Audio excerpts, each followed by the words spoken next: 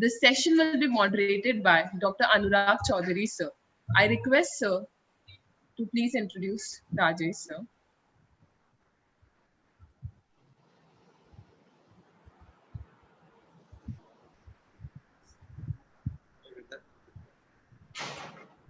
आज नहीं आने वाली थी।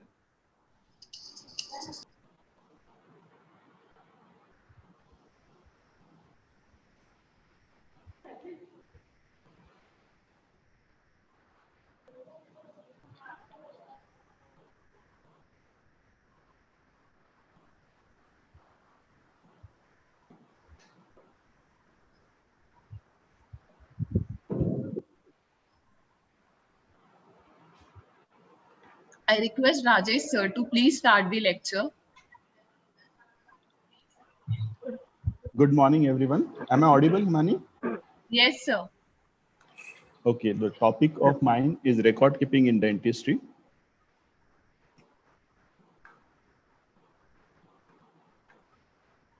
So this is the familiar face to all of us. The news of mysterious suicide of Sushant Singh Rajput was there all over the media a few days back. But the problem was, you know what? There was no eyewitnesses to it and the evidences were not very clear. So all came down to the medical legal reports. The perception of media regarding the case and the public was totally different, and everything is being changed as per the medical legal reports of the local hospital and AIMS hospital. And along with the viscera report, the direction of the case has totally changed. That is the importance of medical legal reports, say it be a medical or dental. The record keeping is very much important. Now coming to dental records, what exactly it is the official document that records all diagnostic information, clinical notes, treatment performed, patients related communication that occurs in dental office, including instructions for home care and consent to treatment. Now, what are the benefits of record keeping? It assists dentists in providing the best possible care to the patient. It's offer legal protection to those who are there in care of the patient. It provides statistical information that is useful to the researchers, and it is vital for financial reimbursements. Now, what is the purpose of doing record? It helps in care of the patient. It helps in teaching and research. It is a mean of communication. It helps in identification of dead or missing persons. And it also helps in defense of allegations of malpractices. Now, how it should be, the do's of dental record? It should be accurate. It should be authentic. It should be comprehensive. It should be updated. It should be duly signed in. It should be well organized. It should be legible, and it should be readily accessible and understandable. Now, what are the components of dental record? The general patient information, the first and foremost. Then comes your comprehensive history, which includes the medical history, family history, social history, dental history. Then comes your comprehensive clinical examination, then radiological examination, progress notes, informed consent form, laboratory reports, correcting an error, retention of record, confidentiality of record, financial record, drug records, then the prescription and digital record keeping in dentistry. So for having a general record keeping, there are certain principles, those are to be followed. All entries should be dated and recorded in a permanent ink or typewritten and be in acceptable electronic format. And the most important thing is it is marked with the dates. All entries should be complete, clear and legible, and all entries should be duly signed in. The radiographs and other diagnostic aids such as diagnostic study models and intraoral photographs should be dated and properly associated to the correct name of the patient, and interpretation, if any, such as radiographs, are to be recorded on the record sheet. The estimated cost of the treatment should be provided to the patient or the legal guardian, and in complex and difficult cases, you should have additional consent form. Now, today is the area of digitization and everything is going digitized. So the record keeping is also not an exception. So there are many softwares, those are available in the market, which will help the clinician to record data of the patient and use for administrative tasks. One such software is being developed in our department, which is Archivist. And it is useful to store the data and is very handy and user-friendly. We use the term EDR to mean the recording of the patient information on electronic rather than the physical media. Now, what are the advantages of going digital? Less chairside time for the dentist and the patient, a better diagnostic and educational tool for the patient. Exchange of patient data between dental and medical clinics allows for better comparison or cooperation between medical and dental clinics. A quick and timely access to the patient's updated dental history and any pre-existing medical condition allows more thorough assessment in less time.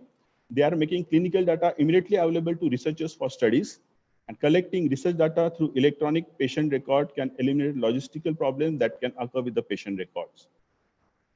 So the dental keeping records have been basically divided into two parts, the patient dental records and the student's own dental records. So first we'll see patient record and then we'll go for the PG's own dental record. So in patient record, what we have, general information, those have been stored in case of history. So the different parameters are registration number, date, patient's name, date of birth, address with telephone number, occupation, education, name of referring party, and the chief complaint and HOPI. Everything is to be duly mentioned on the record sheet. Once the general information had been done, then the medical history questionnaire form is to be given to the patient. Patient has to fill the form and then duly sign it. It provides the information about the past illnesses or operations, systemic diseases or conditions, information about the drug allergy and bleeding disorders or etc. And most importantly, name and phone number of the physician just in case we required during the treatment. Then come recall history. The patient may come for more than one time to the dental clinic. So what are the progress of systemic disease? Is there any change in the drug that has been given or progress, deterioration or good to the systemic condition of the patient? So all those things are to be mentioned in the earlier case history or the record sheet. This is a template of medical case history. You can modify according to your specialty, but this is the must which is to be given to the patient to fill in. Then come patient's family history. The physical condition of members of the patient's family is being acquired. The past illnesses and diseases in the family members may have experienced is also noted. The record of causes of family members' death, if any, that is also to be noted. So the significance of family history is much more during COVID area, because anyone if is suffering in the family, then you have to take due precaution. At least you have to get the test done before treating the patient. Then comes patient social history. It gives information about the patients, the habits, patient's habits, the marital information, psychological information, emotional information, and social interactions. Coming to dental history, this is the questionnaire of dental history, which is to be given to the patient, and patient has to fill it and sign it. The information that is acquired through this is whether the patient have previous exposure to the dental clinics, what kind of treatment those have been done on the patient, and what are the treatment trials that he has come across, what is the overall experience of the patient to dental clinics. All sort of information we can gain from dental history. Now we have to note on record that what are the parafunctional habits of the patient, what are the oral hygiene practices of the patient, and if any fluoride used before, that has to be noted. Now, once you are done with case history, then comes clinical examination. The vital signs are to be noted. An in-depth clinical evaluation of the patient depends upon the type of treatment that you are going to render to the patient. Suppose you are using sedation or general anesthesia, then in-depth clinical evaluation of the patient is to be done. Coming to extraoral evaluation, general survey, limbs and extremity, head and neck, TMJ and lymphadenopathy, all has to be checked. If any aberrations are there, any deviation from normal is there, that is to be noted and note down on the record sheet. Coming to intraoral examination, soft tissues, hard tissues, and dentition is to be examined, especially the area of chief complaint is to be examined in detail and noted on a sheet. You can have a template like this, which is easy to mention the findings and keep the record. Coming to radiographic examination, usually type on standardized size stationery and place in reverse chronological order with the recent report on top. So earlier we used to have IOPAs, which was very difficult to, as far as the record keeping is concerned. Then we have RVG, then OPG and CBCT. So all these things have come record keeping very simple because everything is there in the soft copy format. The laboratory reports, often a different color of paper are used for the references and may need to be attached on standard size paper. So earlier we used to do this. Now we can quickly access to the laboratory report in the digitized area, and you can store it in a digitized format. So once the history has been done, examination has been done, investigation has been done, then you have to formulate a final diagnosis. Once the diagnosis has been made, it is to be noted on a case history page or the record sheet with the date on it. The diagnosis is to be shared with the patient. You have to sit with the patient, discuss with the patient, and formulate your treatment plan. And once the acceptance is been given by the patient, then the detailed treatment plan is to be recorded on the record sheet, and it is to be signed by the patient. The patient may come to the clinic for more than 1 or 2 visits. So in each visit, what treatment you have given to the patient, what is the progress of a disease that is there, what are the instructions that you have given to the patient, all things have to be noted in progress notes. The informed consent form is must. If you are rendering a treatment that is having too low a risk, but still informed consent form is must. Generally, the informed consent part should have in patient local language, and it is to be explained in that the treatment is explained to the patient, and then it is been duly filled in and signed by the patient. Now, during record keeping, there are chances that you may come across certain errors, those can happen, but never use correction fluid, erasers, or any other type of obliteration methods, or do not mark the information so that it get obliterated, or do not hide the errors. If you think that by error, the patient may land up into any sort of problem, immediately inform the physician. Then how to correct the errors? Draw a line through the error, insert the correction above or immediately after the error, or in the margin, you can write correction or core and then initiate the entry. Now, as far as NHS guidelines are concerned, the retention of record, the record should be kept for minimum period of 2 years. The treatment records, radiographs, photographs, and study materials are to be retained even after the completion of the treatment. Now, there are certain guidelines that have been given by defense organization, more or less same. The treatment records, X-rays, study models, correspondence are to be kept for at least 2 years after treatment completion.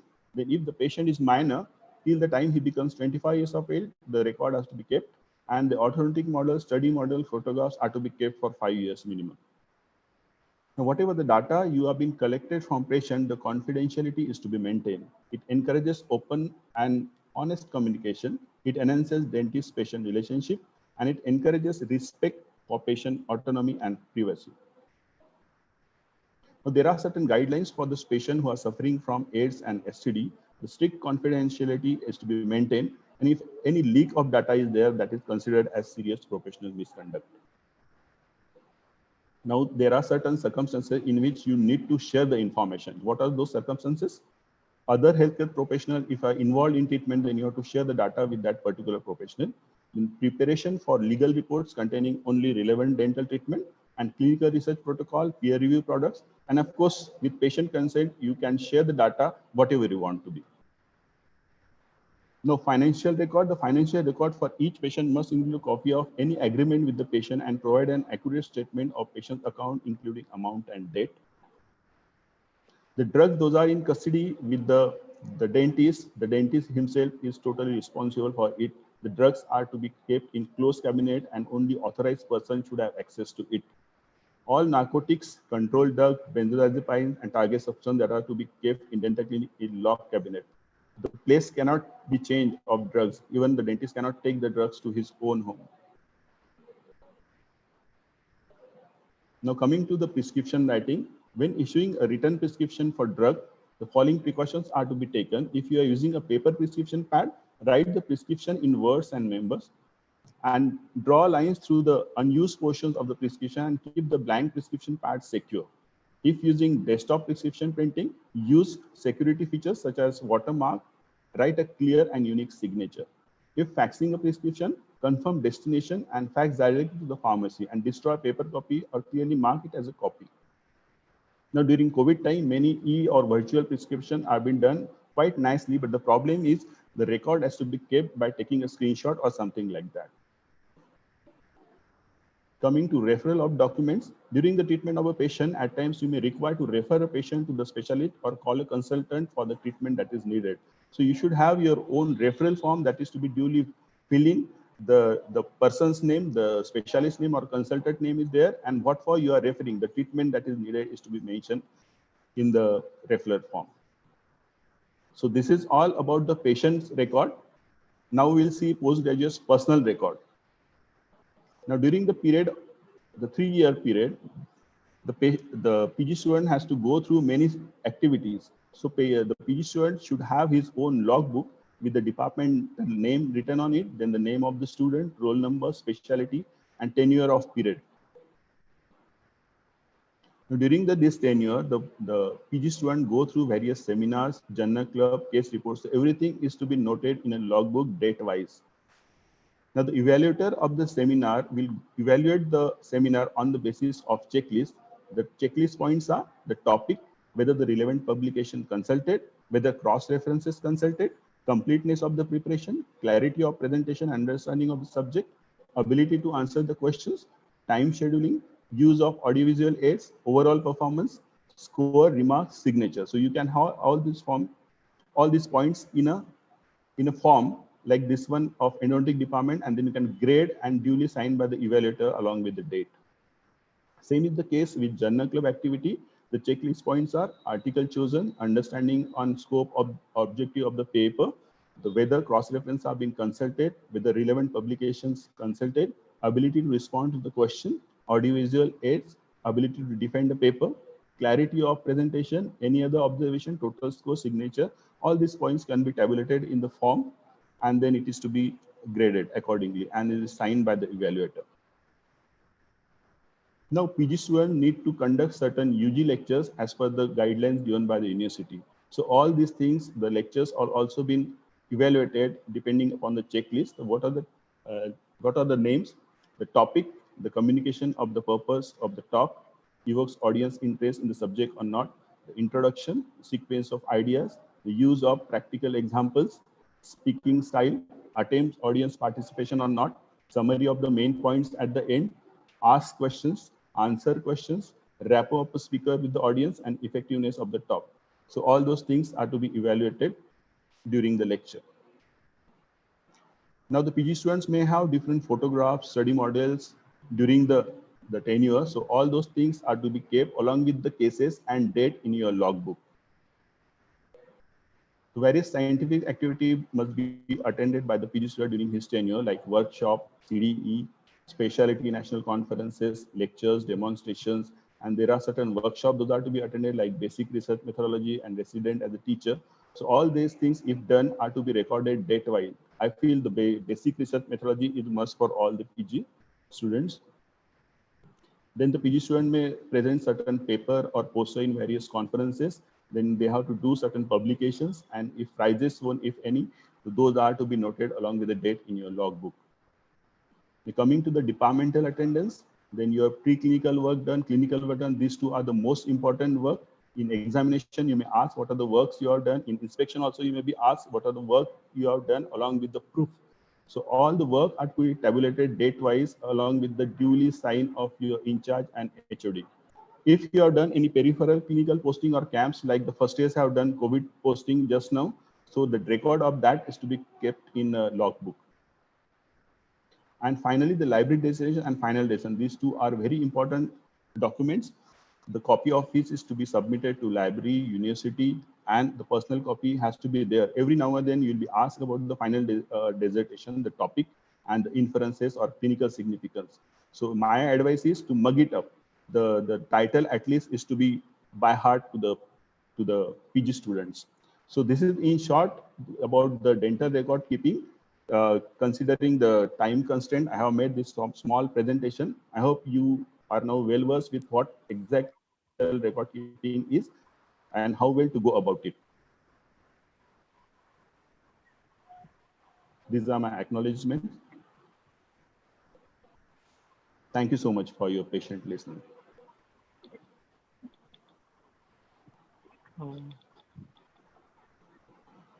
Thank you, Kubra sir. Hello.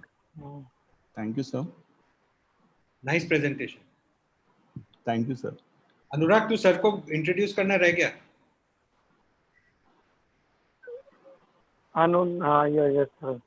So, sir is already well known to everyone, basically. Thank you, Anurag. So, very nice presentation, up to the point presentation, sir. Any questions, sir? Please, do you have any question, please? I'll take only 30 seconds, sir. So, record keeping gives us a direction in our medical science, basically. Okay. And since it is a evidence-based dentistry era, okay, so each and every document, right from the first day of your PG life up to the lifelong till the date is very important. So as rightly said by Nick Wanbay, record stores can't save your life, but they can give you a better one. So once opportunity is lost, it is lost forever. So thank you very much. This was from my side. What is the significance already as shared by Kubde sir. And thank you, Shinoy sir, for giving me the opportunity for moderation. Over to you.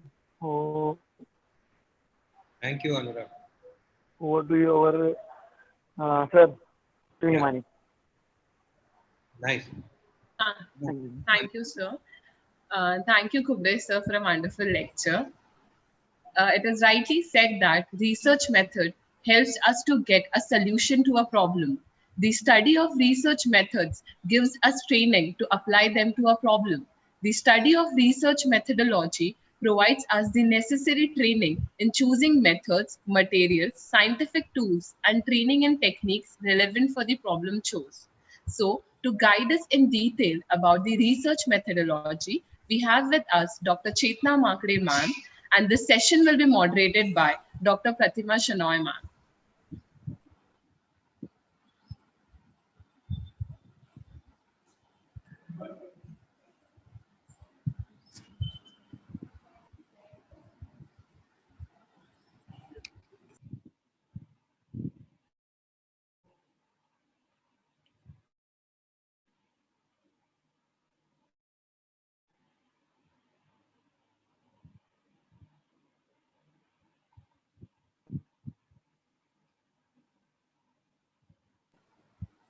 Sir, ma'am is joining.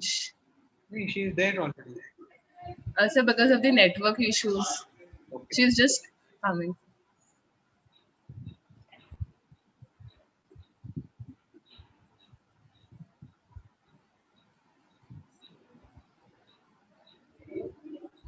Hello. Can you Yes, ma'am, hear? you're audible. Yeah, Yes, ma'am. yeah. Thank you so much for giving me this opportunity to introduce one of a good researcher from our college, Dr. Chetna Makde. She is not only a part of this department, but part of the research team that is there in our college, which is doing wonderful job. And I'm sure she will highlight all the nuances of research that a new PG should know about. So uh, over to Dr. Chetna Makde, and I wish her luck. And I want all the students to listen to this very intently, because this is what you are supposed to do in your 3 years. Thank you.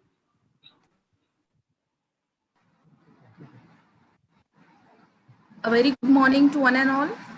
Am I audible, Himani? Yes, ma'am. Uh, Thank you so much, Shenoy Madam, for the kind words and inspiring words from you. Without taking much of the time, because time is very precious, the topic given to me is research methodology, which itself is just like an universe. And research methodology, when we talk, it's a great ocean. And today's my presentation will be just a drop of it. And I hope if you find it interesting, you will go and work on it to quench your thirst. We all are going through this tough, challenging situation, COVID-19. And I congratulate all the postgraduates for being one of the successful team member for serving the humankind in this pandemic.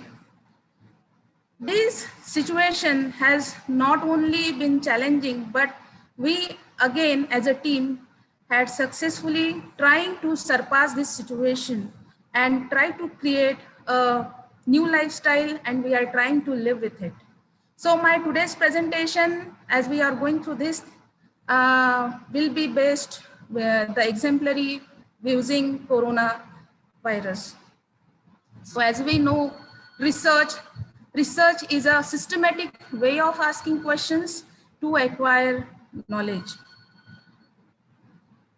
Now, when you have entered to this course, most of the students, they might be having that, oh, after this course, I will be having an specialty practice and working. I don't want to have this. Research is not a cup of my tea. But do you know all the questions which we are getting are from this clinical practice, and these questions we can solve through the research, and thus this clinical dentistry and research, they are correlated. So doing research and then using it for effective evidence-based medicine to create a scientific evidence and to improvise dentist expertise. So make it a part of it, and you are really fortunate enough to be in this great opportunity to be at doer end and the user end. So why do we need to do research locally? There was a recent publication by British Medical of Sciences, and it was very surprising that most of the Indian studies, they found to be irrelevant. And what happens if the study, we take the conclusions or implementation apply to our population, then it may be irrelevant, and at times we have to depend on the West for its application.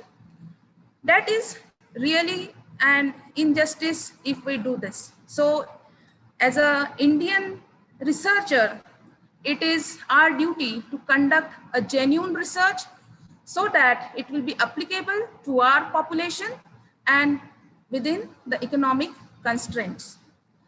So thinking about the steps in research, we all are very curious. So whatever we do, we get different ideas. And with those ideas, we will able to know what are the research problems. And with these research problems, if we go and make them narrow down, we can get a specific research question. So what are the features of a good research question? Here is an example, like what is the incidence of COVID-19 in Nagpur city? So V stands for variable measure, that is incidence of COVID-19. Population, a Nagpur city, and study design, it is a descriptive. Then considering the second statement, evaluation of effectivity of Ayurvedic Kada against COVID-19 in Nagpur population. The population patient problem is the Nagpur population with COVID. Intervention, which is an independent variable. We will all know, go through what is depend through the detailed research methodology workshops, and it is manipulated by experimental, that is we are providing Kada. Comparison will be a control group, the persons which are not receiving the Kada. Outcome, what is the effect of Kada, will be a dependent variable that will be measured by the experimenter and the time. So in short, VP Singh and Pgop. Just remember when you think of a feature for a good research question.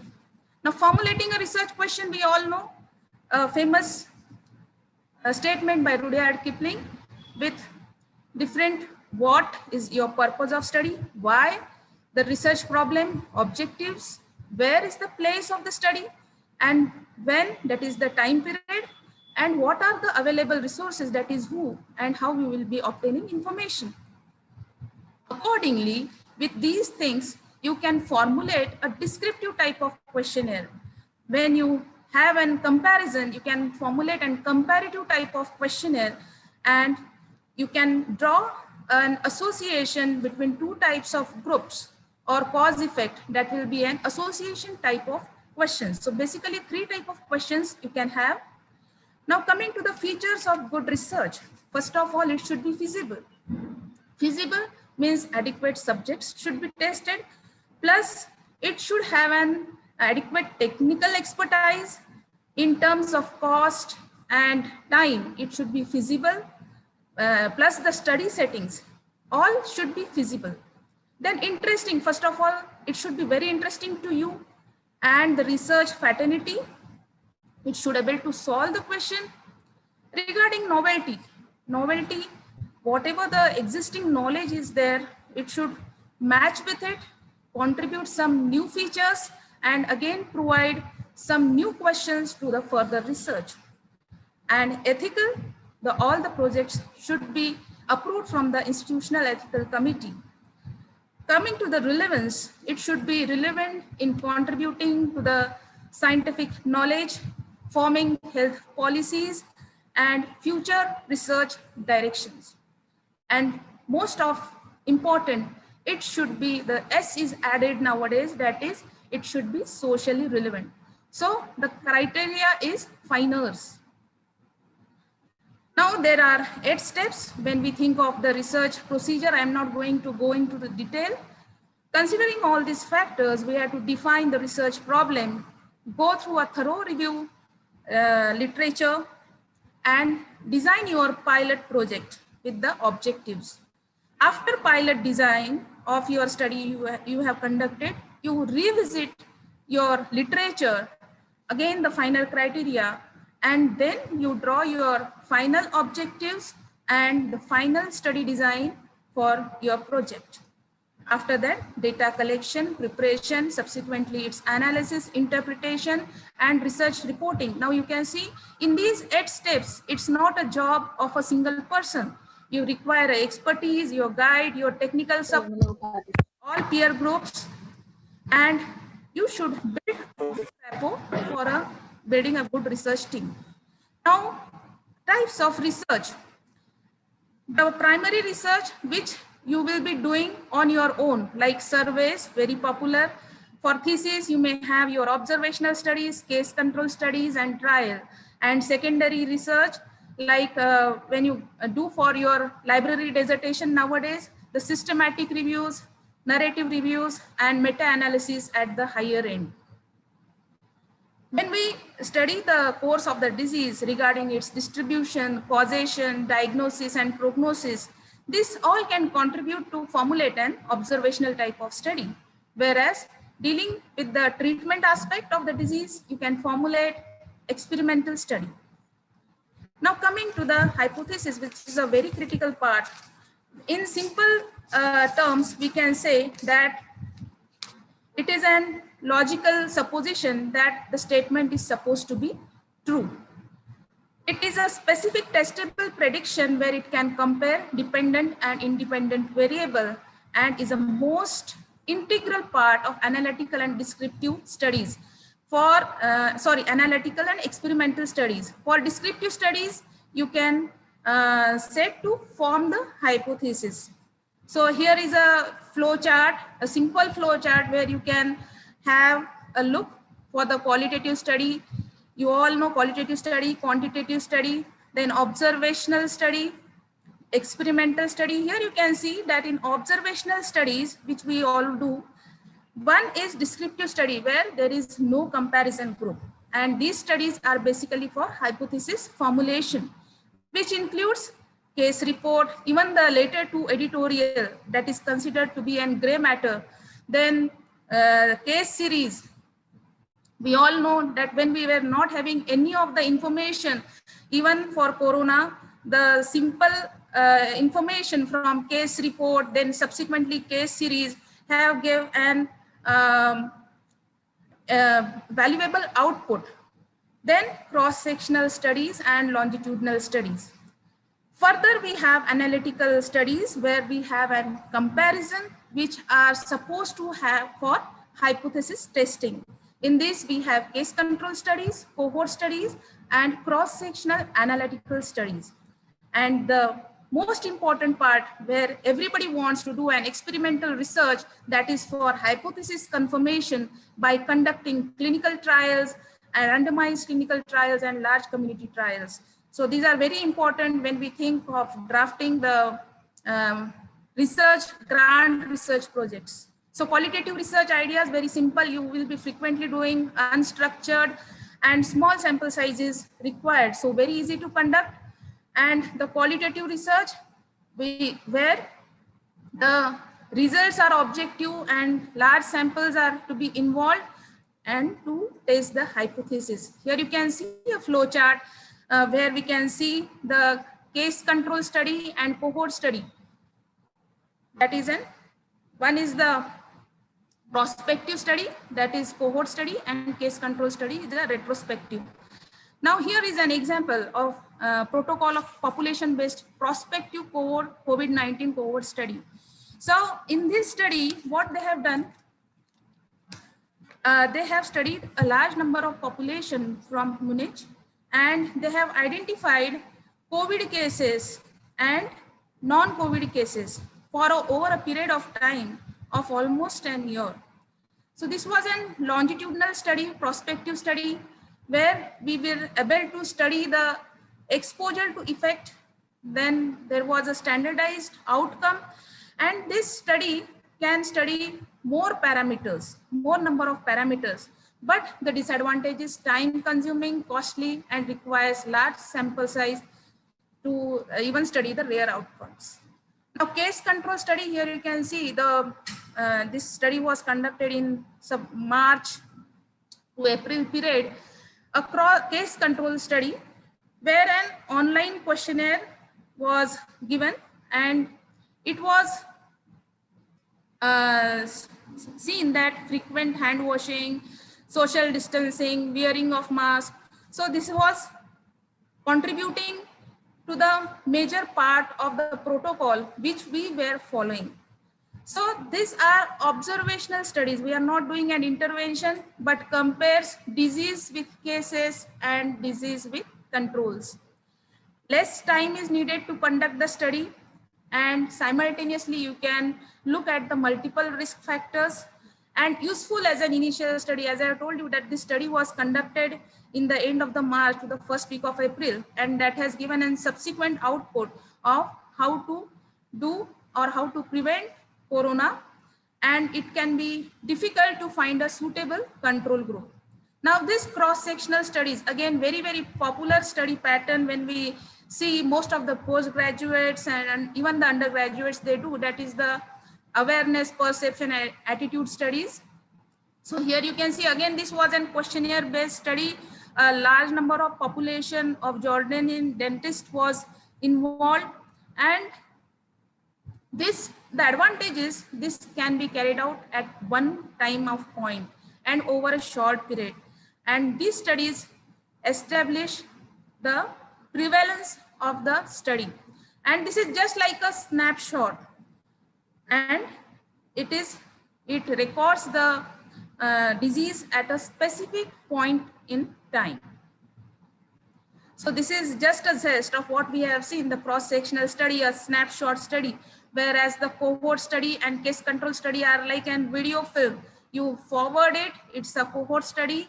You rewind it, it is a case control study, that is from effect to the exposure factors, and randomized controls trial, that are the prospective types of studies. So when we consider these studies, stroke guidelines that are given, you can go to the website and you have to follow those guidelines. These guidelines are there for every type of studies to make your study very specific and standardized, so that for grants, for publication, there will be no problem. Now the most vital part, that is the laboratory based studies, particularly the departments are conservative dentistry, prosthetic, orthodontics. We are dealing with most of the restorative materials. So these studies are basically for testing the physical properties, then some in oral pathology to evaluate the biomechanical markers. These are best for short studies. And when we go through the number of percentage of the studies that are published in our journals, we can see almost more than 70% of the these studies contribute to the scientific data.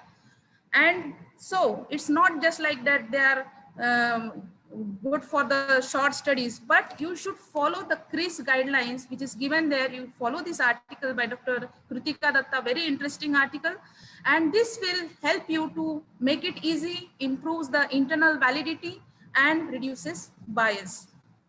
To make it simpler, I have made a table. You can note down this, the most commonly studies which we are doing, the testing parameters, and these are the laboratories where you can contact for regarding the feasibility of your studies. Again, this is the, for the first time, they have expanded IIT Mumbai. They have expanded the type of the testing equipments that are available with them. You can go to the website and check for the feasibility. Now coming to the clinical studies, we have seen that human subjects are directly involved, and that's why most important factor for these studies is patient consent and strict adherence to the ethical issues.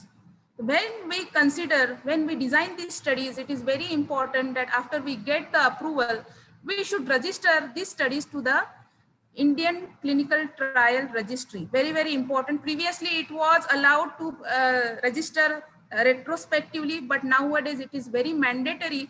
So whenever you are trying for a clinical trial, make it sure that you register with this website. So this is the pattern in which the group subjects are randomly allocated into a control group and an experimental group to receive the therapeutic procedure or an intervention. This intervention may be simply a health promotional leaflet to introducing new drug and best suitable to test hypothesis. So these trials, you should follow the consort guidelines. This is the statement for consort guidelines. So make it sure that you go according to these guidelines. Now, very again, burning issue of virus vaccines for coronavirus, that international randomized trial. These we have seen 2 to 3 phases of trials, but see, before the clinical development, it has go through the exploratory stage, then preclinical stage, and even in clinical development, the randomized trial was conducted in 3 phases, with phase 1 for a small group, then phase 2 for an extended group with specific individuals, and then on a large scale, and then it will have a regulatory review, approval, manufacturing, and then it will come to the public. So this is a flow chart where the study samples will be randomly allocated to the treatment and non-treatment groups. So this is very gold standard in epidemiological research and makes study group comparable. It is a true experiment, and it is a classic way to evaluate efficacy and effectiveness of drug. It can determine cause and effect and considered to be strongest empirical evidence of any treatment effectivity. So for all the types of studies designs, sampling is very important thing. Now here you can see on the right side the batch sampling. Suppose I want to know what is the incidence of coronavirus in Nagpur. So I am just taking and reporting the patients from Hingna. So that is not a study sample which I need for my study. It should be a representative for the population which I will be implementing. So now you can see this pyramid and the evidence of the type of research. So you are at a very fortunate to contribute in the case series, cohort studies, even the randomized control trials and the systematic reviews even. So these systematic reviews, randomized control trials are one of the highest medical evidence. So research basically originates from the curiosity that will help you to form evidence-based medicine practices. It will help you in decision making, and it will help you to have a problem-based learning. So this is very important, and we can effectively contribute to making the treatment cost effective with advances for our particular group by working at both the ends, the doer end and the user end. So as we know that corona pandemic which we are combating, it's not just a work of a single person. You all have been a wonderful part of this team.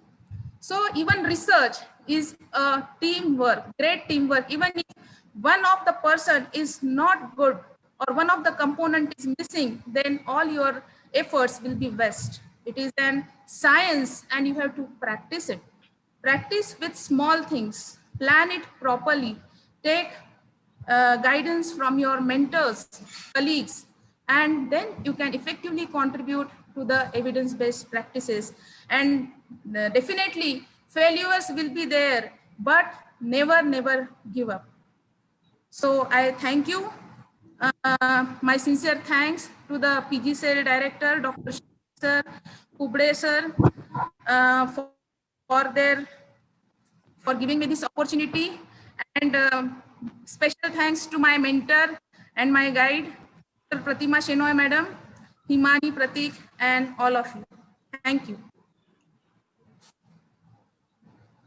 Thank you, Chetna, for a wonderful presentation. It was very clear and crisp.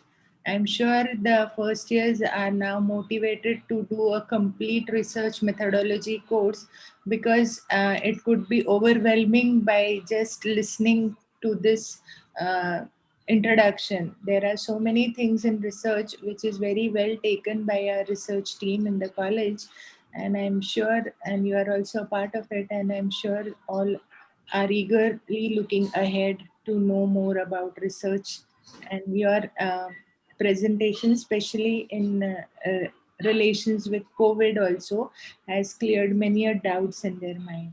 So thank you so much. Thank you, Dr. Shinoy and Dr. Rajesh, for giving me an opportunity to moderate this session. Thank you, Himani. Thank you, ma'am. Thank you, Chetna, ma'am, for such a wonderful lecture. Research ethics are moral principles that guide researchers to conduct and report research without deception or intention to harm the participant of study or the members of the society as a whole, whether knowingly or unknowingly. Practicing ethical guidelines while conducting and reporting research is essential to establish the validity of your research. So, to help us understand more about the research, we have with us Dr. Alka Dive ma'am, and this session will be moderated by Dr. Gautam Badole sir. Over to you, Gautam sir. Thank you, Himani. I thank you, Shenoy sir, for giving me the opportunity to moderate this session. I would like to introduce the speaker for this session, Dr. Alka Dive madam. Madam is the head of Department of Oral and Maxillofacial Pathology. She has completed her BDS and MDS from Government Dental College, Nagpur. Madam is PG and PhD guide. She is a lifetime member for Association of Forensic Odontology. Madam has many publications to her credit and is an author for textbook, practical manual on oral histology and oral pathology. Now I invite Dive Madam to share her knowledge on ethics in research. Thank you. Thank you, Dr. Gautam, for the introduction.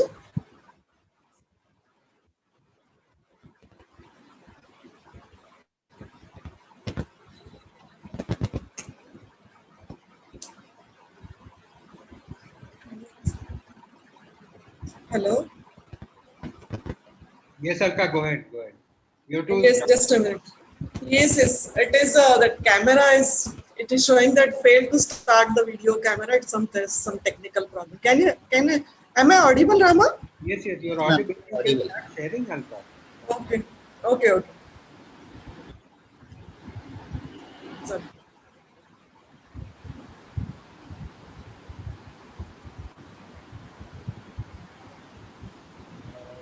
Sandhya Dabhe has joined. She will be lecturing on biostatistics.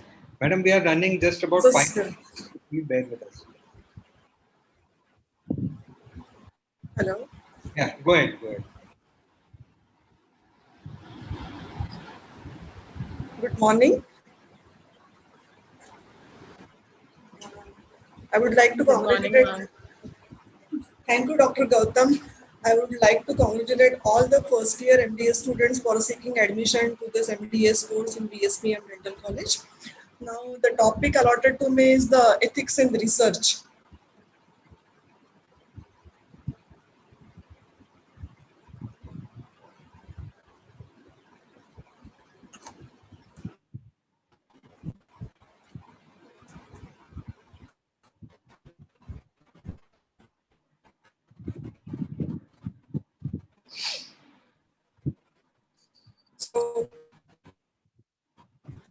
what do you mean by ethics in research?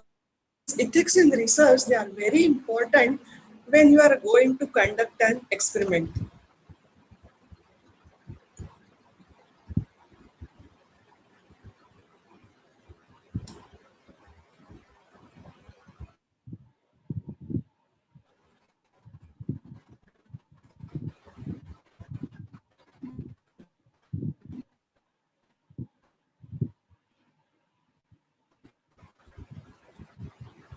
Now, this research ethics, they govern the standards of conduct for scientific researchers. So it is important to adhere to ethical principles in order to protect the dignity, rights, and welfare of the research participants. So they are very important. Also, the ethics, the ethical norms to be followed while doing the research. Now, what do you mean by ethics? Ethics means moral principles that govern a person's behavior or conducting of an activity. So it refers to system of moral principles or values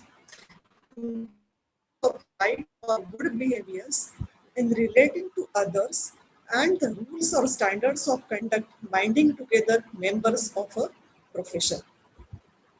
No, actually, it varies from this ethical norms or this ethics. It is a personal behavior. So, ethics is defined as the science of ideal human character and behavior in situation where the distinction must be made between right and wrong, the duty must be followed, and good interpersonal relations to be are presented by Dr. Chitna. Now, this research is a systematic investigative process employed to increase or revise current knowledge by discovering new facts.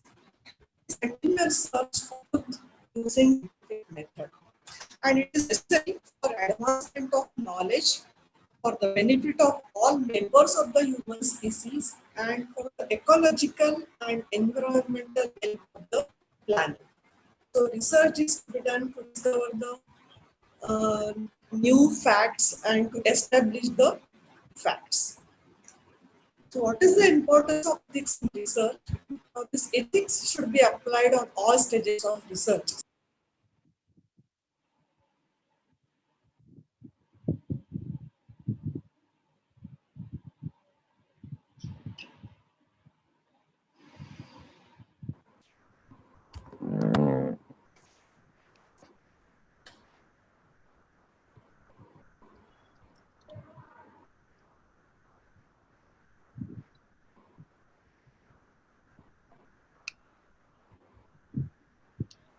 I think we lost connection there.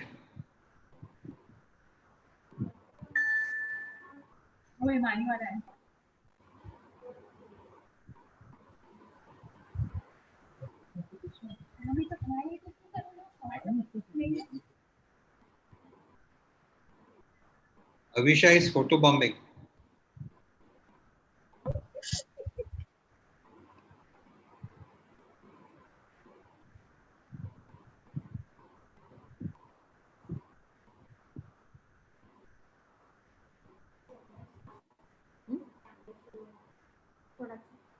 हाँ तो चाहिए ना हाँ ठीक है नहीं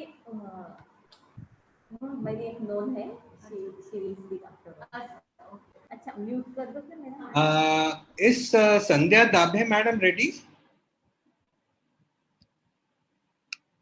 So I'll check with ma'am once. Yeah. She said yes. Okay. Yes, I'm ready. Madam, I'll just check with Dr. Dive if she's going to continue. She got disconnected actually, so just give me a few minutes. We are running a little late because of network problems actually.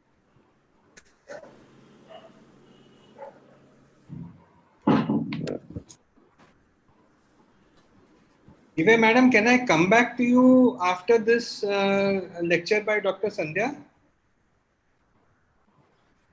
It's just a 5-10 minutes presentation. Can you finish it? Yeah. Go ahead. Let's start. I think network is causing a big problem. Now this, sorry for this network. No, not at all. Please Now these ethical norms, they promote the aims of research. Now all the aims of the research, they are trust, accountability, knowledge, mutual respect, avoidance of error, truth and fairness. The research encourages moral and social values such as social responsibility, human rights, animal welfare, compliance with the law, public health and safety. So all these are the social and moral values which are encouraged by the research. Now, research, it involves cooperation and coordination among many different people in different disciplines and institutions. So it involves the cooperation among many different people. And research ethics involves the application of fundamental ethical principles involving the research.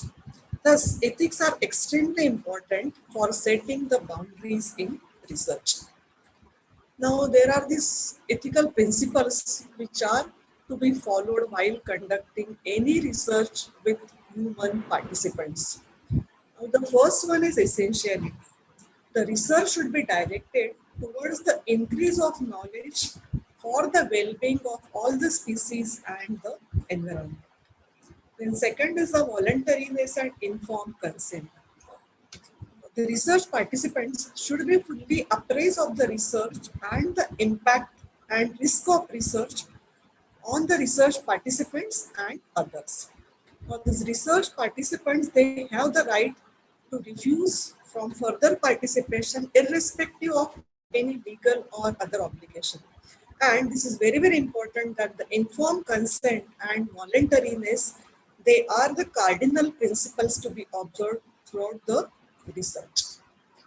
The next is the objectivity. You should avoid bias in experimental design, data analysis, data interpretation, and other aspects of research where this objectivity is expected. Then professional competence. Research is conducted at all times by competent and qualified person who act with total integrity and impartiality. So your own professional competence should be maintained and improved while conducting the research. Then accountability and transparency. Research should be conducted in a fair, honest and impartial and transparent manner. Then integrity. You should keep your promises and agreements, act with sincerity and strive for the consistency of thought and action. Then carefulness. Careless errors and negligence should not be done, or the careless errors should be avoided, and carefully and critically you should do your work. Then openness, share your data, results, ideas, tools and resources, and be open for the criticism and new ideas. So you should discuss about your research and about your problems and about your whatever this ideas you are having with your colleagues and your mentors. Then social responsibility, strive to promote social good and prevent social harm through research, public education and advocacy. Then legality, know and obey relevant laws and institutional policies. Human subject protection, when conducting research on human subjects, minimize harm and risk, maximize benefits, respect human dignity, privacy and autonomy. Then privacy and confidentiality, identity and records of research of human participants are kept confidential as far as possible. And public domain, research and any further research is brought into public domain through the publication. In animal care, it is show proper care and respect for animals if they are the part of your research. So it is very important for the researcher to learn how to interpret, how to assess and how to apply these various rules for research to make the decisions and to act ethically in various situations while conducting the research. So these are the ethical principles of the research which are already seen, that integrity, competence, justice, dignity, beneficence, responsibility, honesty, autonomy, privacy and confidentiality, so that it is beneficial for the researcher as well as for the participants and as well as for the society. So all research involving human beings should be reviewed by the ethics committee to ensure the appropriate ethical standards are being upheld. So now these are the guidelines for the by MHS for the submission of synopsis, dissertation of the synopsis of the dissertation, and it is mandatory to get approval from the institution ethics committee. Then the synopsis should be submitted 5 months from the cutoff date of admission prescribed by the central council or the competent authorities. Now, it should be done with in written format and fonts prescribed by the university, that is paper A4 size, calligraphy size 12 and line spacing 1.5 with appendix A and B. Now this is appendix A and B to be submitted while submission of synopsis of the dissertation. Now all these titles to be approved by the university are made available on the MHS website for the pursuit of the students and teachers that the title should not be repeated, and it is mandatory to work on the approved title and synopsis for minimum period of 18 months. Now apart from this main dissertation, the short-term research projects to be conducted in the department. So this synopsis is to be submitted in triplicate to the ethics committee by the date 7th of every month. Then principal investigator has to give a big PowerPoint presentation of this synopsis in the IEC meeting, and then certificate will be issued to the principal investigator after approval from the ethics committee. Now this is the IEC form which is to be submitted to the institution ethics committee. And after this completion of your research project, the research completion report has to be submitted to IEC. This is the email of the IEC and this is the completion report. Now, this is our institutional ethics committee as per ICMR guidelines 2006. And apart from these institutional committee members, subject experts will be invited depending upon the research protocol. Now, our institutional ethics committee is registered to CDSCO, that is Central Drug Standard Control Organization, New Delhi, and also registered to DHR, New Delhi, that is Department of Health and Research. So, I would like to thank Dean Dr. Usha Radke Madam and Vice Dean Dr. S.R. Shanai for giving me the opportunity for this presentation. And I would like to thank my postgraduate students who helped me in making this preparation. Thank you.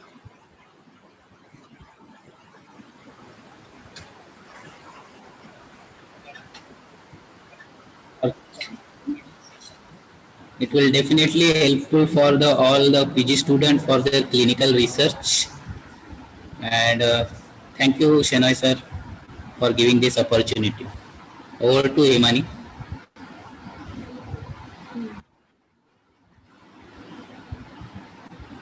I think we've finished more or less on time. Thank you, Dr. Alka. Himani? Thank you, ma'am. Thank you, Alka Deve ma'am, and thank you, sir. Biostatistics is important not only for analyzing the result of research data, but also for understanding and reducing errors in medical research. So, to explain us the importance of biostatistics in our research, we have with us Dr. Sandhya Dhabe ma'am, and this session will be moderated by Dr. Shweta Gandhi ma'am.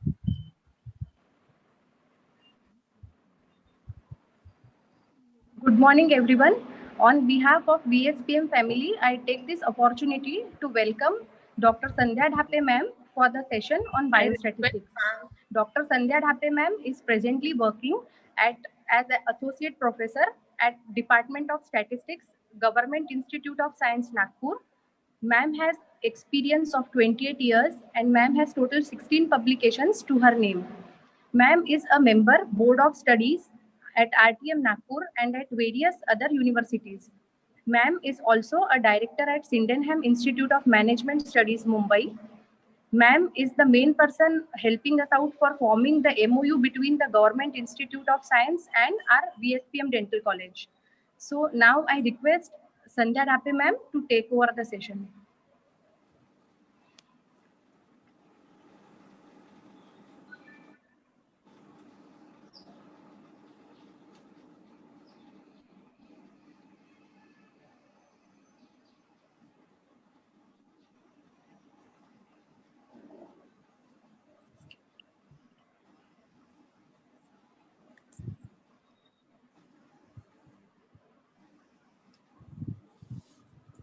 Hello, good morning to you all. Am I audible? Yes, yes, you're audible. Good morning, madam. Good morning. Good morning. Can you see my screen? Yes, yes.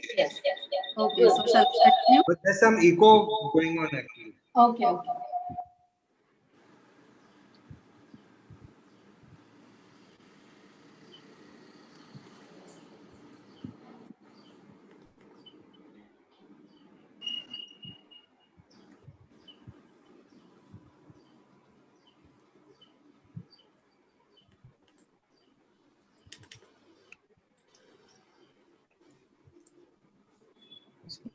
Is it okay now? Yeah, yeah. Okay.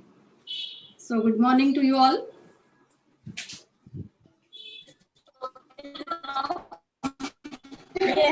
First of all, I would like to thank Dr. Neelam Pandey madam for giving me this opportunity. Now today we shall start with statistical inference. Whatever tests of significance we use, they are covered under this category. So it is related to biostatistics and related to all the fields.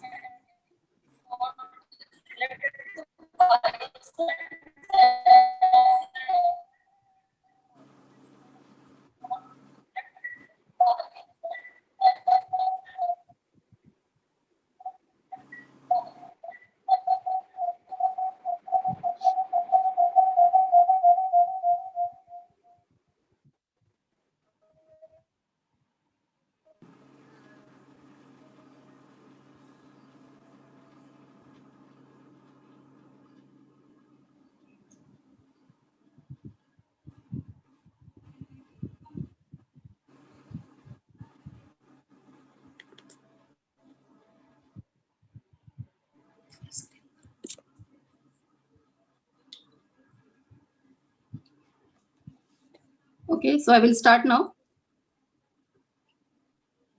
Yes, please go ahead. Okay.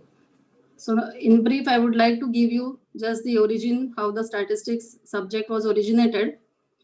Now the meaning of the word statistics is, it is related to organized political state and it has its origin way back during the period of Chanakya, and it was basically used for the purpose of administration. And later on it was developed and then it has applications in different fields.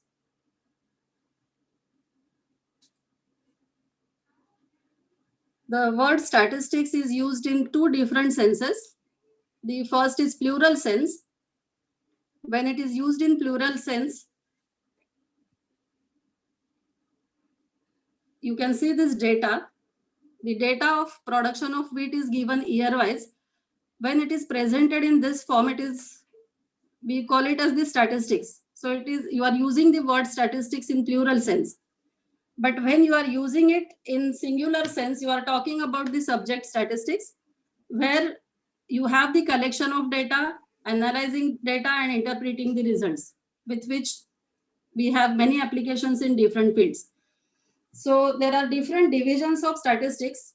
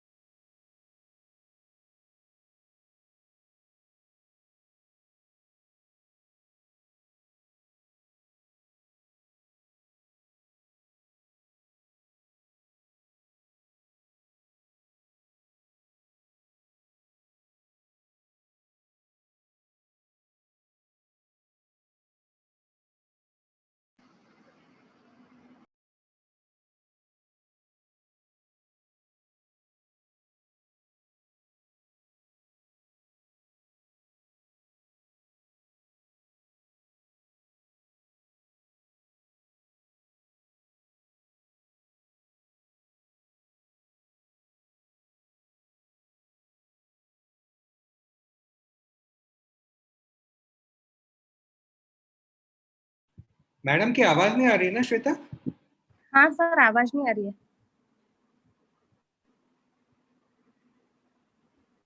Madam, you are not audible.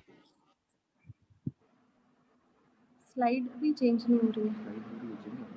Slide, हाँ। I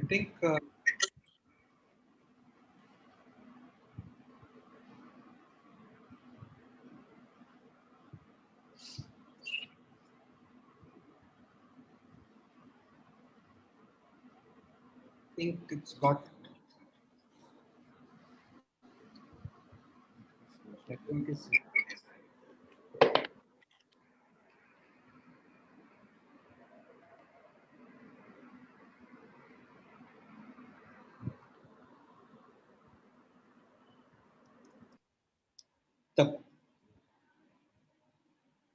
Madam, we can't hear you.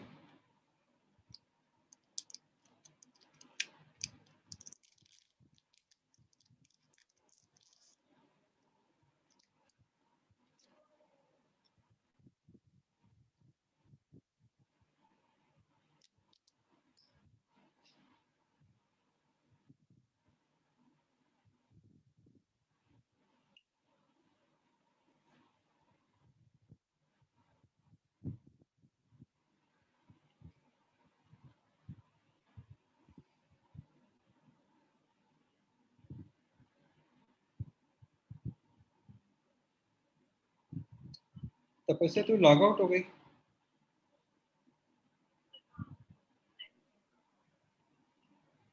अच्छा, मैं तेरा कर दूं. Are you ready? Can I start with you? Okay.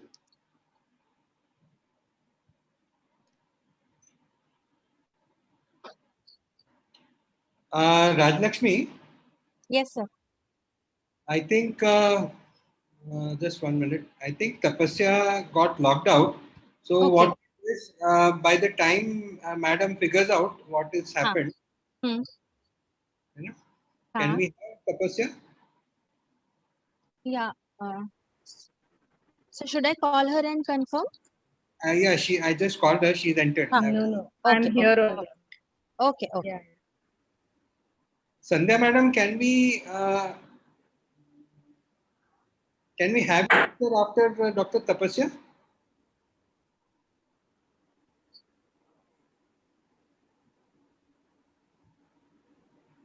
I think Madam is not there online. Oh, just 1 minute. Huh?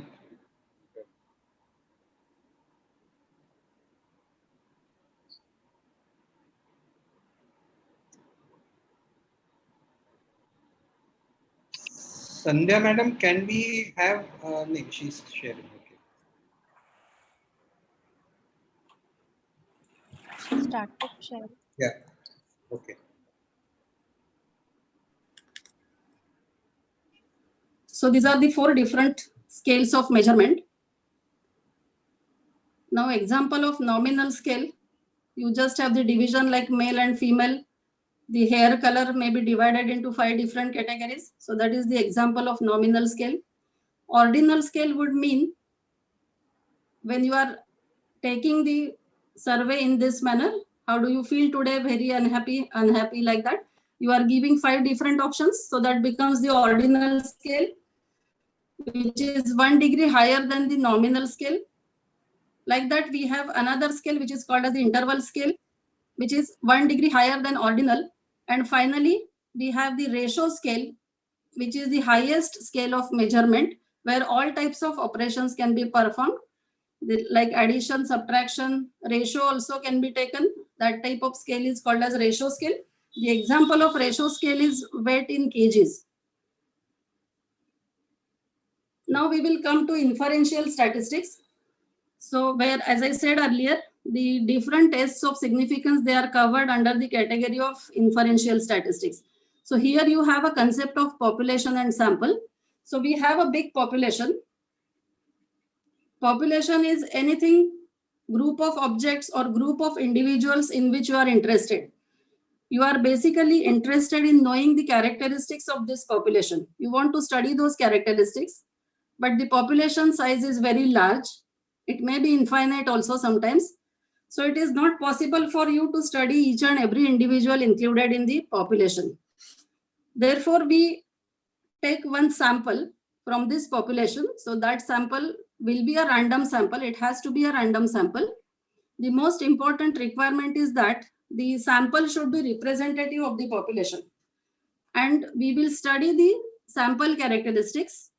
And whatever are the characteristics of the sample, we will assume that same are the characteristics of the population with some minor differences. So this is like some sort of approximation we are using. So it will have some error and we want to minimize that error. So population, as it is shown, the symbol is capital N. You can consider population of people suffering from cancer in Maharashtra. This population can be finite or it can be infinite also. Now, whatever measure we calculate for the population, that is called as parameter. So parameter for any population is fixed. For example, if I consider the variable height for a group of people, if I consider the entire population in Nagpur city, female population in particular age group, and if I measure the height, then average of that height will be a single number. It will be fixed. I will get only one figure for that. Whereas when I draw a sample from this population and I may take sample of size say 100, each one of you may take different samples. And if you calculate sample mean for that sample, the value will be different for each one of you. You will not get the same value. So this is called as statistic. So this statistic is calculated for the sample. Whatever measure you calculate for the sample, it is called as statistic. And this statistic is a variable. So when you calculate mean for the population, it is parameter. When you calculate it for the sample, it is statistic. So statistic is a variable, parameter is fixed, parameter is constant. And you want to guess about the parameter from the statistic. That is the whole idea. Keeping the errors at minimum level. So these are the different symbols which are commonly used to indicate the statistic and parameter, mean, standard deviation, proportion, any measure you can define. Now there are two types of inferences. When we are talking about statistical inferences, we will talk about two different inferences. First is deductive inference. Deductive inference would mean, this is the example which I have given here. One of the interior angles of each right angle triangle equals 90 degree. This is one statement given. Another statement is triangle A is right angle triangle. So this will mean that one of the angles of triangle A equals 90 degree. This conclusion I can draw with certainty. With probability 1, I can say this. This type of inference where you are sure about the conclusion that you are drawing, it is called as deductive inference. Now another example we will consider where we will be talking about inductive inference. And in statistics, everywhere we are using inductive inference. So let us consider the example of storage bin which contains 10 million flower seeds. And they will produce either white or red flowers. Now you want to know, the question is how many or what percentage of this 10 million seeds will produce white flowers. Now, in order to know this, either you have to repeat the experiment, you have to exhaust all the seeds and see how many of them are white, how many of them are red. Now, this is not possible. So what we will do, we will take a sample, small sample, and we will sow those seeds and you see the results, whether you get white flowers or you get red flowers. And what is the percentage of that you can see from the sample. And then you will draw the conclusion about the population. So that type of inference is called as inductive inference. So this inductive inference, whenever you are drawing inductive inference, you cannot be 100% sure about the conclusion that you are drawing. There has to be some error. And as I said, we want to minimize that error. Now, when you are talking about statistical inference, the basic idea is you are drawing conclusion about the population from the sample. Now here in that process, we first set up some hypothesis which is called as null hypothesis and which is to be tested against the hypothesis which is called as alternative hypothesis. So the result which you want to prove, that is taken in the alternative hypothesis, and we want to test the null hypothesis for its possible rejection. Your desired result is given in the alternative hypothesis. So null hypothesis, it is the hypothesis of no difference. It is set up in that manner because you want to be unbiased. So let us consider this example. There are 3 different types of tests depending upon the type of hypothesis that you set. The alternative hypothesis that you set, it is based from the it is based on the wording of the problem. What exactly you want to test, that will be decided from the problem under consideration. So if you have this null hypothesis, which is denoted by H0, that is a standard symbol. So H0 is, say, mu equal to 100, population mean equal to 100, which is to be tested against mu less than 100, or it may be mu greater than 100, or you may have mu not equal to 100. So if you have mu not equal to 100, means it can be either less or it can be greater. That type of test is called as two-tail test. Or when you have simply mu less than 100 or mu greater than 100, it will be called as unidirectional hypothesis. So it will be called as right tail test or left tail test. Now, whenever you are drawing conclusion about the population from sample, there are 2 types of errors which may be committed. They are called as type 1 error and type 2 error. So I will explain it with the help of example. So type 1 error, let us consider the example of court. Type 1 error is actually rejecting the null hypothesis when it is true. So if you consider the example related to court, and the members of jury, they want to decide whether a person is guilty or he is innocent. He does not know it. That is to be decided on the basis of evidence. So in that case, our null hypothesis is the person is innocent, which is to be tested against the alternative that the person is not innocent. Now here, the data is the different types of, it is not in the form of numbers always, it may be in the form of images and photos. So there may be some weapon which is used for committing that murder or something like that. So bloody footprint, gloves, like that, this forms your data. On the basis of this data, the decision is to be taken. Now in this case, if the person is guilty and he is punished, that is a correct decision we are taking. That decision is taken on the basis of sample, on the basis of evidences. If the person is not guilty and he is not punished, that is also a correct decision. But it may happen that the person is innocent and he is punished. There are some chances of committing this type of error. That is, you are punishing an innocent person. So this error, it will mean that we are rejecting the null hypothesis when it is true. Our null hypothesis is that, just a minute. Our null hypothesis is that the person is innocent. Now you are rejecting this hypothesis on the basis of evidences, and you are punishing an innocent person. That is the type 1 error you are committing. So in this case, this error is very serious, and the court, they always say that innocent persons should not be punished. That is why it takes a lot of time to come to the conclusion. Now, this is type 1 error. I will give you another example for type 2 error. Type 2 error will mean you are accepting the null hypothesis when it is false. So which type of error is more serious, that will vary from problem to problem. And there is a probability associated with these 2 types of errors. So type 1 error probability is called as alpha. It is denoted by alpha, and it is that level of significance which is specified in every research paper. So you always talk about alpha, the level of significance. It is actually the probability of type 1 error. So type 1 error is denoted by alpha, type 2 error is denoted by beta. Type 2 error will mean you are accepting the null hypothesis when it is false. That is also a wrong decision. So the usual practice is to keep alpha fixed.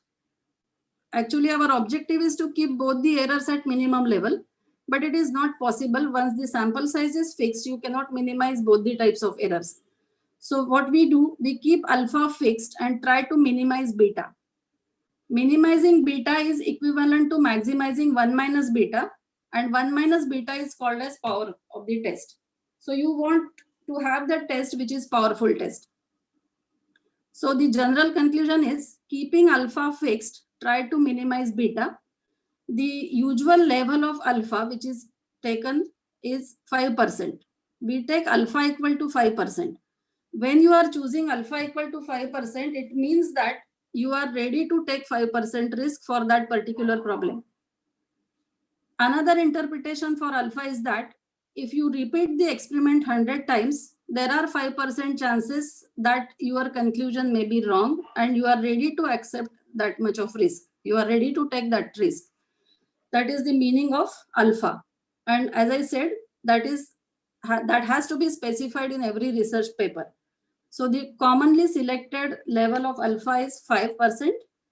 And wherever you cannot take the risk, if it is related to human life, you want to minimize the risk alpha.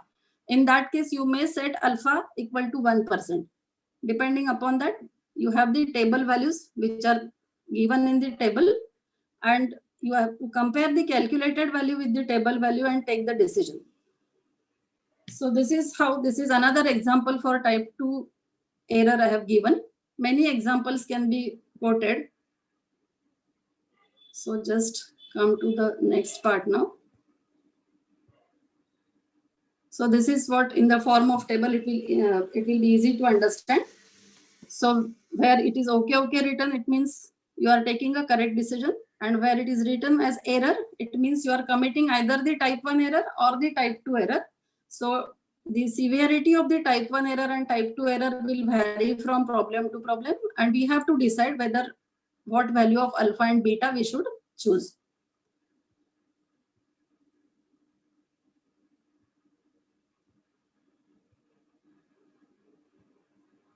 So this is the procedure. Okay, let me know please how much time is left. Shall I continue or shall I stop? Madam, 2-3 minutes more, if you don't mind. Okay. Thank you. So these are the different steps in hypothesis testing, because this is what you use. The many research papers which I have seen, this is the procedure that they have to follow. You have some question, you have some study question. For that particular question, you have to set up the null hypothesis, set up the alternative hypothesis. Then we have to decide the test statistic. This test statistic which is to be used, it will depend upon the type of data that you have, whether it is nominal, it is a scale data, ordinal data, what type of data you have, whether you know the parameter or you do not know the parameter. Depending upon that, the type of test to be applied will be decided. And then we calculate the value of the test statistic. You have the table values which are given from the probability distribution of that statistic. Compare the calculated value with the table value and take the decision. That is the whole procedure in short. So this is just, I will take one example and then I will stop. There is one test, one distribution called as T distribution. There are many applications of T distribution. So whenever sample size is less than 30, we will use T distribution. It can be used. It is called as the exact sampling distribution.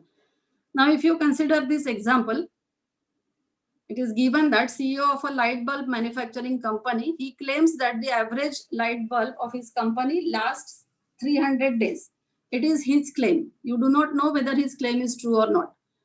So now you are the researcher and you have selected a random sample of size 15 for testing. Now, on the basis of that random sample, when you actually observe, you get the value of the average as 290 days. His claim is that it is 300 days, but what you actually get, sample mean that you are getting is 290 days. and standard deviation is also given. Now you want to know whether your friend's claim is true or not.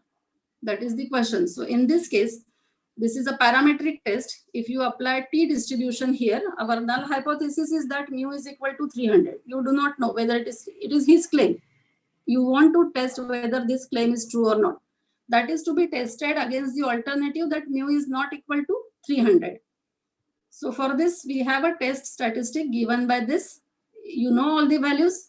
Mu is also specified. So you can find out the value of t. This will be called as the calculated value of t. And associated with this example, there are sample size is 15. So for 14 degrees of freedom, we have the values of probabilities available for t distribution. From that, you will get the table value.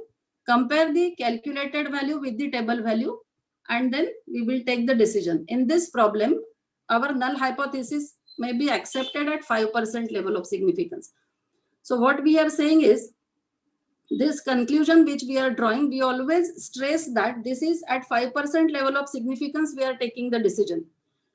Means if the decision is not 100% correct, if the sample changes, your decision may change. Keeping that factor in mind, we are taking this decision. So that is the meaning alpha is equal to 5%. So as I said, if you repeat the experiment 100 times, 5% chances are there that you may take wrong decision. So that is why it is called as the inductive inference. You are never 100% correct because it is based on sample. So I think I will stop here. Madam, what we can do is we can have, let us say, a half-day workshop on statistical, statistics. Yes, sir. That will be very helpful. I know it is impossible to concise biostatistics in 20 minutes, but we appreciate the fact that you took your time out to do it. Thank you so much. Pani? Yes. Okay, sir. Shweta. Thank you. Thank you, ma'am. Mind mapping is in education is an effective tool for the students and the educators seeking to maximize the learning experience. To know more about mind mapping, we have with us Dr. Tapasya Karemure ma'am, and this session will be moderated by Dr. Rajlakshmi ma'am. I request ma'am to please share her screen. Good morning, everyone. So it is an honor and a privilege to introduce my dear friend, Dr. Tapasya Karemure, to everybody. Dr. Tapasya Karemure is an associate professor and a PG guide in the Department of Oral Medicine and Radiology at VSPM DCRC. She postgraduated in 2006. She is a FAMER fellow and also completed the prestigious fellowship of Foundation of Advancement in Medical Education and Research, Philadelphia, through CMCL India in 2014. She is trained in designing online modules from Indira Gandhi National University, Delhi. She is an MUHS University approved faculty for dental education technology. She has authored 2 books in OMR and is also the editor of 2 prestigious journals of dental education technology. She has numerous publications and has lectured nationally and internationally on dental education technology. So who better than Dr. Tapasya to tell us about concept map, connecting learned concepts. So over to you, Tapasya. We are all ears. Listen to you.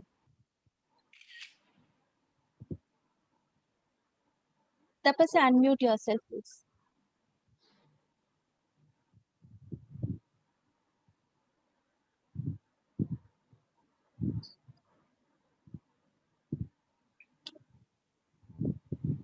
Okay, done.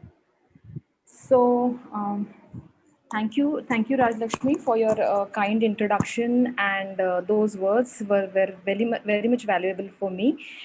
First of all, I would like to thank Dr. Shinoy sir, PG director, for having me on board and to share my views on concept map, and with the budding health professionals, our postgraduates who are actually eminent undergraduates, and now they are transforming as good specialists in their respective subjects. I know you have learned a lot during these 3 days, and you might have learned many new things, and I'm going to add one more new thing to your knowledge today. I hope if you have heard about concept map before, you're going to polish your things which you had learned before, and if you haven't heard about it, you are going to learn it today. if I show you this picture, it's not working as usual. If I show you this picture today and I ask you for something, do you remember something? You can switch on your mics in between and you can talk to me anytime you want. You can stop me anytime you want. If you want me to explain something again, I'll stop and I'll explain. Don't think about it. I'm going to finish it in 20-25 minutes. It's a very small topic. So please don't hesitate and talk to me. There is something for you.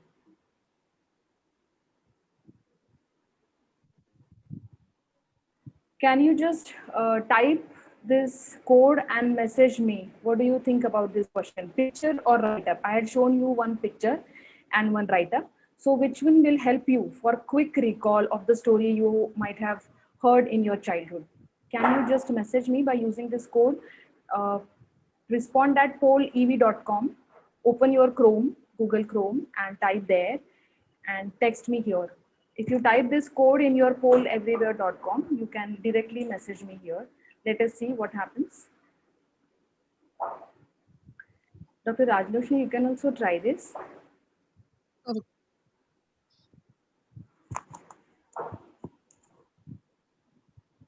Are you able to do it? Rajlakshmi, is it possible? Just a minute. Yeah, network is fine. If it is okay, then only we'll continue this. Otherwise, we'll go ahead. Okay. Okay, so how do we do it? Google Chrome? Yeah, type pollev.com / TAPSYAKIM 467, or you can text also. Simple text. Okay. So I'll text. Is it working? PG students, are you trying?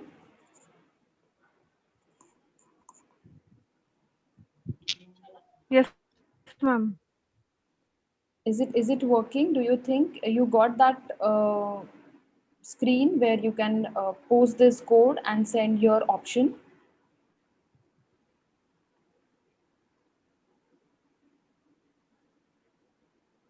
If it is not working, do let me know. We'll go ahead.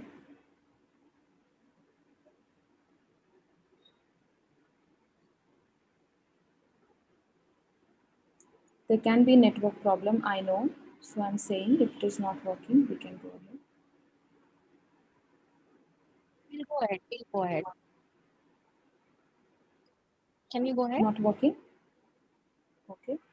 Rajlakshmi, it is not working? No. Okay. Okay, suppose I ask you that if you see picture, please switch on your mics and don't hesitate to answer what I'm saying. If you see a picture and if you see a script, which one will give you quick recall of the story? Picture. Everybody sure that picture is going to give you quick recall?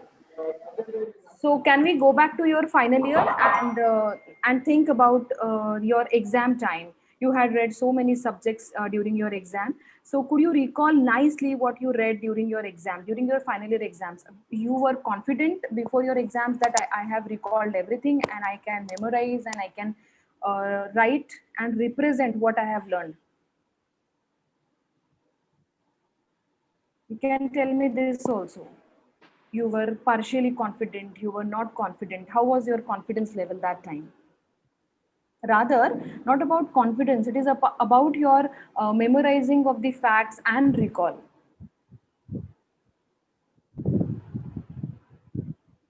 You want to put something in a chat box? If you don't want to say anything, I ask you to switch on your mics and tell me.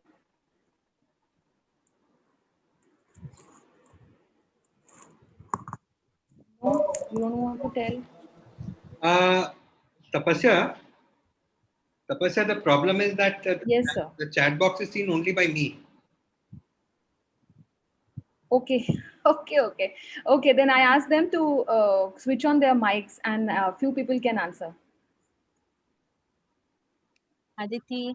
अरे मैं पूछ रही हूँ जब final year का exam होता था तो तो सिर्फ ODMR के पीजी रिस्पॉन्ड करेंगे ऐसा जरूरी नहीं है, बाकी लोग भी रिस्पॉन्ड कर सकते हैं, ठीक है। मैं पूछ रही हूँ, जब फाइनल ईयर एग्जाम होती थी तो क्विक रिकॉल होता था कि नहीं होता था? नहीं होता था तो ठीक है भाई, बता दो नहीं होता था, it is okay. So I am going to tell you something which will help you now on to quickly recall what you have learned. Okay, so why this happens? Why do you all say that picture is good to recall and picture is good to memorize also?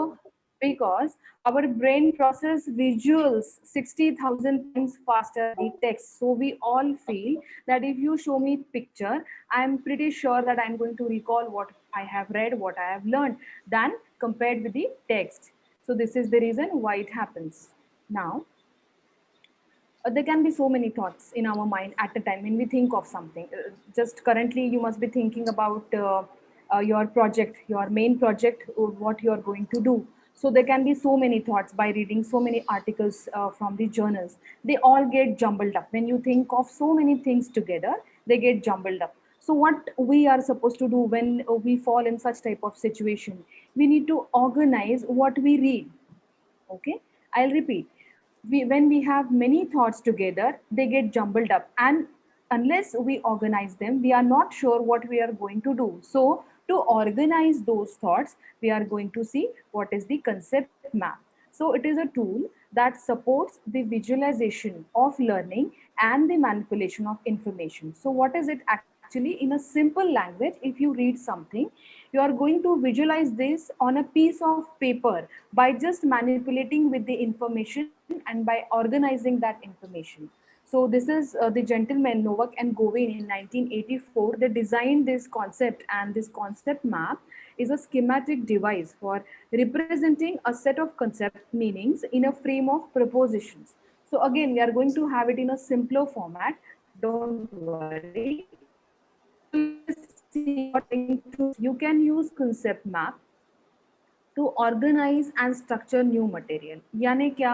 मैंने PG में आने के बाद कुछ नया पढ़ा, मैंने पढ़ा कि कुछ नया होता है। For example, if I think of CBCT that I haven't, suppose you haven't learned in your undergraduate, that is the concept that CBCT I'm going to learn.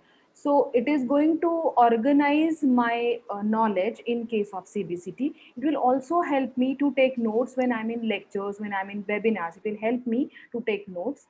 It is going to help me to relate new and old knowledge. I had read CBCT during my undergraduate, but now I'm going to learn about advanced functioning of CBCT. So I'm going to link up what I already was knowing and what is new I have learned.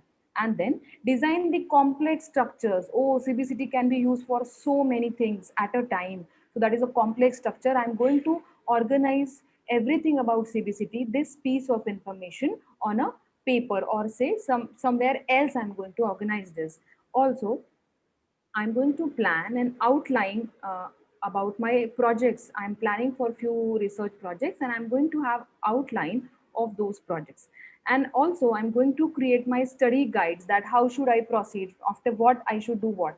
So that can be your study guide in your particular or in your respective subject, in your subject where you are performing your post graduation. So still I have a question, ma'am. Where can I use it? I'm still not clear. In your research paper, when you write research paper, write your topic first, make few lines over there and think about the objectives, think about the materials and method you are going to use, think about the outcome you are planning of. Then you can write your essay by using concept map. I'm not saying that you are going to write this concept map on your answer sheet. I am saying to recall, you can use this concept map. It is not wrong even if you draw your concept map on your answer sheet in your PG examination. If you are knowing it, essay is your fourth paper. So you are supposed to write long essay on your PG examination last day. So you can also manage to write essay nicely. Then you can think about your study topic. मैंने अभी बताया कि जो research project, जो main thesis या maybe short study आप plan कर रहे होंगे, you can really design them on paper first. You can think of so many links between the objectives and outcomes, and then you can go ahead. That will help you to manipulate with the data on one sheet of paper. And LAQ writing is also possible by using concept map. तो पहले जैसा नहीं होगा कि मुझे याद नहीं आ रहा है, मेरे पॉइंट्स कुछ रह गए, कुछ मैंने लिखा, कुछ मैंने छोड़ दिया, ऐसा नहीं होगा. So then again, what are the advantages then? You can remember and recall things faster ever before you have tried. Now exam wouldn't be a problem for you. You will think that, okay, I'm going to recall everything because I have learned through my concept map, and this is going to be very easy for me to recall and represent what I have learned. So what will be the next advantage of that? You feel that these concept maps are superior because they have improved your processing of facts and understanding of the facts. Something when you read and you write on a paper, that definitely help you to understand the fact and process your fact. You have to try it out, and then only you will agree with me that this is really going to help you to understand and process what you have learned. अब processing यानी क्या? Processing यानी मैंने कुछ पढ़ा और फिर मैंने किसी और concept से उसको link कर सकी. That is my processing. That is my high order thinking capability. So now PG is entirely different from UG. Come out of your UG days, be a good PG and try to process the facts which you have learned. So when you draw a concept map, you're actively looking for the relationship between the different concepts. So there can be concept A, B, C, D, and you're all going to link up with all those concepts you have learned. So now not only learning, not only representing what you have learned, but also adding new ideas. New ideas यानी क्या? कुछ eureka करना है क्या? नहीं, उसमें से ही कुछ आपने जो मिस कर दिया होगा, शायद आपने कुछ नया कंसेप्ट ढूंढ लिया होगा, वो आपको वहां लिख के रखना है. So that is actually representing what you have learned through your new ideas. And it is also a channel to showcase what you have understood. So this is the time to showcase what you have learned to your teachers. So just draw a concept map in your answer sheet and show your teachers that you have understood well, and you are going to do well next also. So this will enable them, your teachers, to give you valuable feedback to improve your knowledge if you have mistaken in any of the concept you have drawn on that paper. So we are going to see now how to make concept map, how to draw that concept map. But before that, there should be one rule. So there is a thumb rule for concept map also. A concept map must show how one piece of information is related to another, why it is included, and what is its importance. So that is all about the concept map.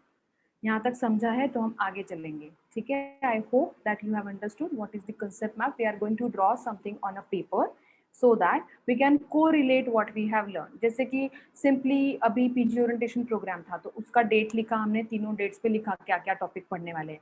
Then I am drawing that what I am going to learn from each topic. So I have drawn 3 channels, and then I'm going to write what I have learned from all the lectures I have listened in these 3 days.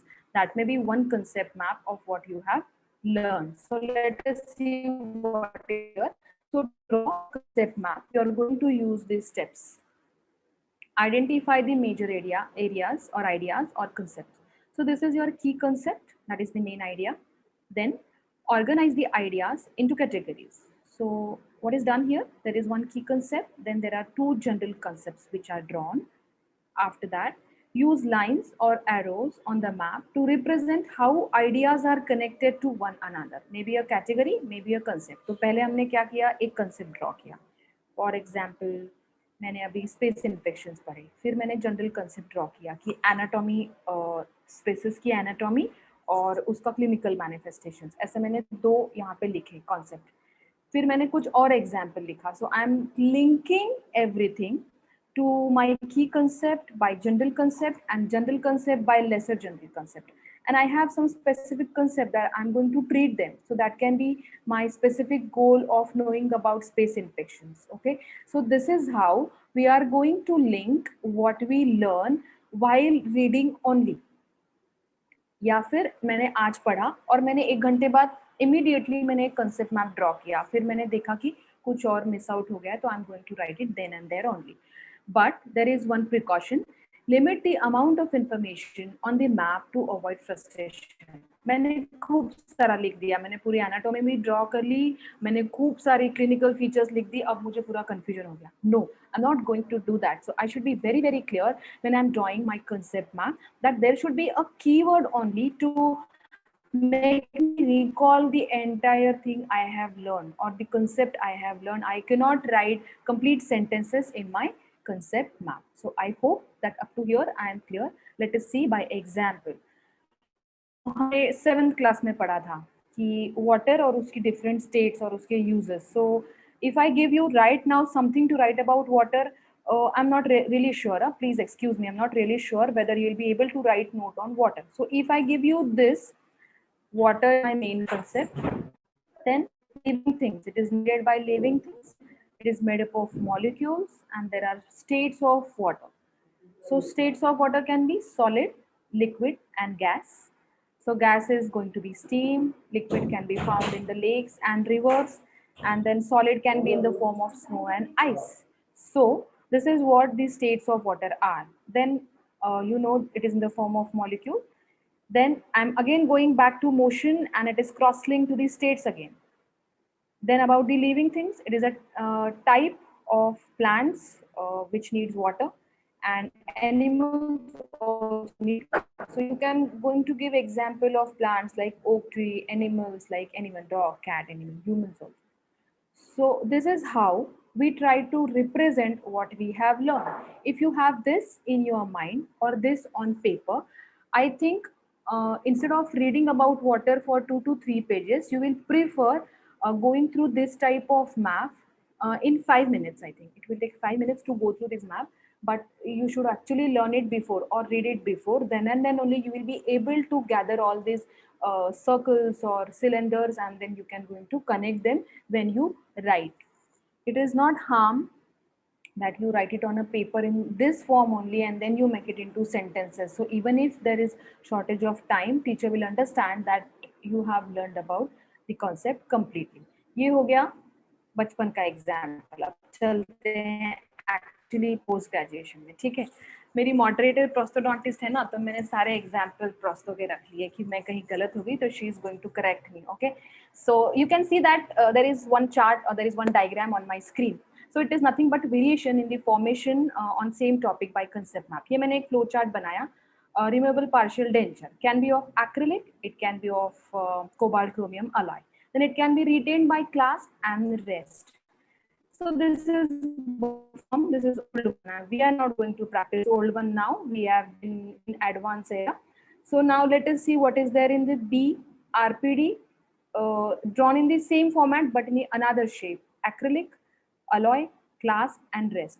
Again, I have added something to RPD. My teacher would say, "What you have understood? I could not get it." So I'll draw RPD. Then it is made. It can be primarily of acrylic, and it can also be made by this alloy. It is supported by rest, and there can be a clasp also to retain that RPD. And this rest, which are integral part of the RPD, without it, it cannot be retained in the oral cavity. So this is how. Yes, sir. Yes, sir. 20 minutes, please. Yes, sir. Then, if I say that I'm going wind to up fast. Yes, sir. Can you wind up fast? It's already, we've done 20 minutes. Okay. So we are going to link our concept together by linking our thoughts which we have read. So this is the wider concept map where you have written about direct, indirect retentions and about stability, about tooth-borne and mucosa-borne support, everything you are going to mention in one concept map. So this is the actual map and not those three which were the short forms of the concept map. So am I going to write everything on a paper now? You will say, ma'am, एक paper और pen लेते हैं और उसको complete कर लेते हैं. No, there is no need because we are now in advanced technology. We are technocrats. So what we are going to use? We are going to use our smartphones and we are going to revise what we have learned. So there are these tools, Concept Map Maker and Free Mind. These two tools can be used. You are very good at the technical side. So I know you are going to download. These are free tools. They are not going to charge anything. So you can just download them and try out. But there is one more way, and you can take screenshot of this slide and try it out at your end. So how to prepare Google Doc with a concept map. So just go to, I'm going to show you quickly. So go to your drive, go to Google Doc, and you can draw your concept map by just putting on insert. If I say insert, there will be so many things here. I'll take advantage of drawings and I'll draw anything, whatever I want. So I repeat, go to Drive, go to Google Doc, go to insert, and you can insert drawing, anything which you want. So you just draw whatever you want here. I'm sure it is not possible right now because network is also slow and sir is going to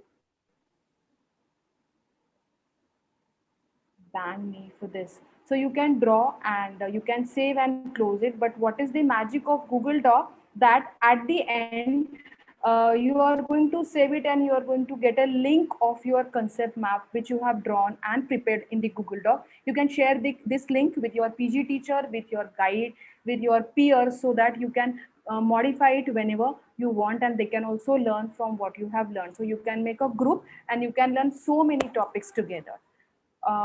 This ends with my presentation. Thank you. And I have made one template for you. If you want, you can get it from me or I'll share link of this template with you. Thank you. Thank you so much. Thank you, Shinoy sir. So thank you, Tapasya, for making this session so lively and interactive. And you have given a learning mantra to our dear PG students. Believe me, students, it is the PG exam time that peaks your stress.